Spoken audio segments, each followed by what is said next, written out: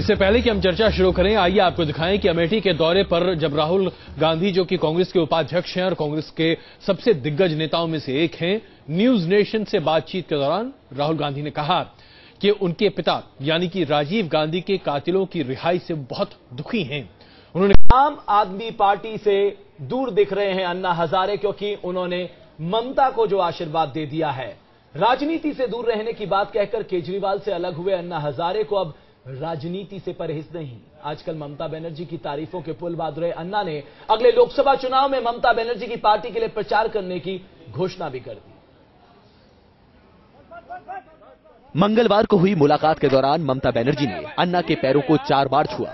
इस सम्मान से गदगद अन्ना ने बुधवार को अगले लोकसभा चुनाव में ममता बनर्जी की पार्टी के लिए प्रचार की घोषणा कर दी। लेकिन साथ ही अन्ना ने यह भी साफ कर दिया कि उनका यह समर्थन किसी व्यक्ति या पार्टी को न होकर ममता के विचारों के लिए है। मैं जो दीदी को सपोर्ट किया वो व्यक्ति पार्टी समझकर नहीं किया है, तो समाज और देश के प्रति जो उनके विचार है उस विचार को मैं सपोर्ट कर रहा हूं। अन्ना के समर्थन को अपने लिए बड़ी कामयाबी मान रही ममता बनर्जी ने भी ये घोषणा करने में देर नहीं लगाई कि आने वाले चुनाव में वो अन्ना के दिशा निर्देशों के तहत ज्यादा से ज्यादा सीटों पर उम्मीदवार उतारेंगे। लेकिन northern India and south India Anna ji मेरे को बताएंगे कौन कौन सीट में हम लोग लड़ सकते हैं। ये भी देखना पड़ेगा कौन कौन आदमी लड़ने के लिए तैयार है, और अगर अच्छा से कैंडिडेट मिलेंगे तो जरूर हम लोग लड़ेंगे ज्यादा से ज्यादा सीट में। ये अन्ना जी तैयार करेंगे, मेरे को एडवाइस करेंगे, मैं इसको देखूंगा। ममता के नए मुरीद बने अन्ना से सवाल उनके पुराने चेहरे अरविंद केजरीवाल को लेकर भी हुए, लेकिन अन्ना के जवाबों से एक बार फिर साबित हो गया कि केजरीवाल अब उनके लिए एक क्लोज चैप्टर है।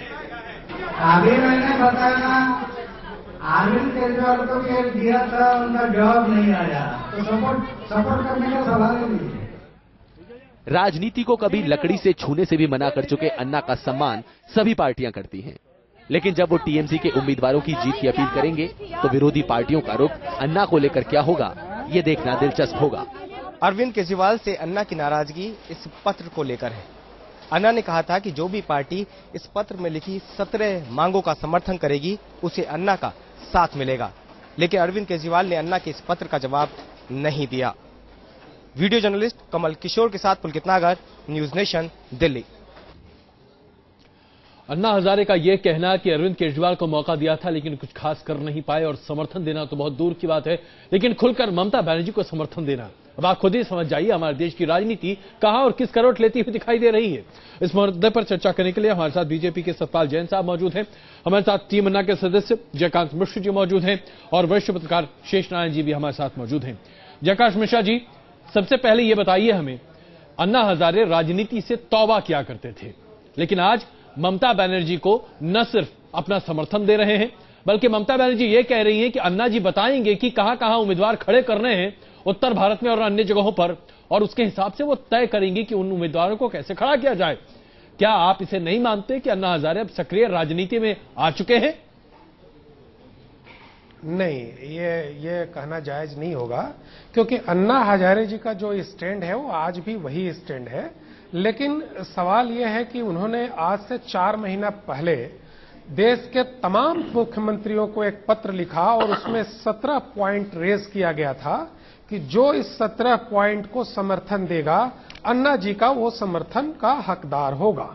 लेकिन आज तक किसी भी मुख्यमंत्री का कोई भी उस पर रिप्लाई नहीं आया। एक मुख्यमंत्री का रिप्लाई आया जिसमें ममता बनर्जी ने इसका आंसर दिया और ये कहा कि हम आपके जितने भी, आज भी उन्होंने ममता, मैं वहां पे था प्रेस कॉन्फ्रेंस में कॉन्स्टिट्यूशन क्लब में, और अन्ना जी के तमाम मुद्दों पे समर्थन किया। मिश्रा जी, मैं क्षमा चाहता हूं आपसे, क्या ये first come first serve policy है? पहले आओ पहले पाओ? ये जी नहीं, ये पहले पाओ और पहले ना पाओ की बात नहीं है। अरविंद केजरीवाल भी आज से 8 तारीख को आए थे, 9 तारीख को आए थे।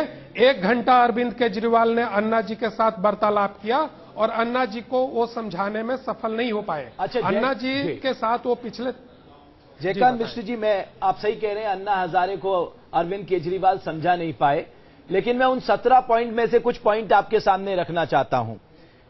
अल्पसंख्यकों के लिए जो रंगनाथ मिश्र कमीशन ने रेकमेंडेशन दी थी 15% अल्पसंख्यकों के लिए रिजर्वेशन, जिसमें से 10% मुस्लिम के लिए था। आपने पूछा क्योंकि पश्चिम बंगाल में 25% आबादी मुस्लिम की है, कब तक ममता बनर्जी एक कानून बनाकर मुस्लिमों को आरक्षण देंगे पश्चिम बंगाल में?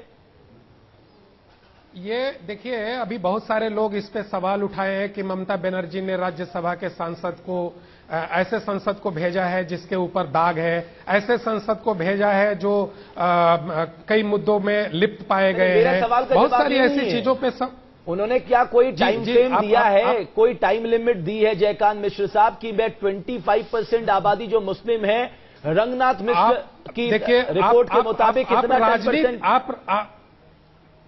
यहां सवाल ममता बनर्जी और राजनीति की नहीं है। सवाल यह है कि जो 540 सांसद पार्लियामेंट के अंदर जाएं और जो 3 महीने के बाद इलेक्शन होने वाला है, चुनाव होने वाला है, तो उस चुनाव की पारदर्शिता को रखने के लिए ये एक मॉडल तैयार किया गया। ये पता नहीं था कि शारदा चिटफंड कंपनी, अन्ना हजारे को शारदा चिटफंड कंपनी के बारे में किसी ने नहीं बताया। किसी ने अन्ना हजारे को नहीं बताया कि कोलकाता जो है वो तीसरा ऐसा कैपिटल सिटी है जहां महिलाओं के खिलाफ सबसे अत्याचार हुए हैं। 2012 में महिलाओं के खिलाफ सबसे ज्यादा अत्याचार पश्चिम बंगाल में हुए, नंबर 1 राज्य था। ये एक ऐसा राज्य है जहां एक पंचायत जो कहती है, एक लड़की से कहती है, एक आदिवासी लड़की से 12 लोगों को कहती है बलात्कार कर दो। क्या अन्ना हजारे को नहीं पता पश्चिम बंगाल में क्या चल रहा है? जो मां माटी मानुष की बात करती है ममता बनर्जी। आप पहले अगर उत्तर सुनने के लिए तैयार हो तो मैं कुछ बात कहना चाहूंगा। आपको जो ये 2014 का जो मॉडल है और 2019 का देश के अंदर जो राजनीति है, इसकी स्वच्छता के ऊपर ये बात हुई है। और जो ममता बनर्जी के साथ जो गाइडलाइन तैयार किए गए हैं 17 मुद्दे पे, इसके ऊपर एक समझौता है जिसपे ममता बनर्जी को समर्थन दिया गया है और ममता बनर्जी ने इन सारे मुद्दों को उन्होंने स्वीकार किया है। जो आप शारदा फंड की बात कर रहे हैं, शारदा फंड का मिश्रा जी, अगर ममता बनर्जी ने तमाम मुद्दों को स्वीकार कर लिया है तो हम भी देखना चाहेंगे कि आने वाले दिनों में भी इस पर कैसे कार्रवाई करती हैं। और सबसे बड़ी बात यह है कि अन्ना हजारे कैसे दबाव बना पाते हैं। शेष नारायण जी, उसके अंदर मिश्रा जी मैं आता हूं आपके उसके अंदर मैं आता हूं मिश्रा जी आपके पास। शेष नारायण जी, अन्ना हजारे अपने आप को राजनीति से बिल्कुल परे और अलग रखना चाहते थे। अरविंद केजरीवाल के लाख मनाने के बाद भी उन्होंने कहा कि वो राजनीति के जरिए देश को नहीं बदलना चाहते, वो आंदोलन के जरिए बदलना चाहते हैं। आज जिस तरीके से ममता बनर्जी का खुला समर्थन कर रहे हैं, आपको लगता है कि राजनीति का कलेवर अब अन्ना हजारे पर भी चढ़ गया है?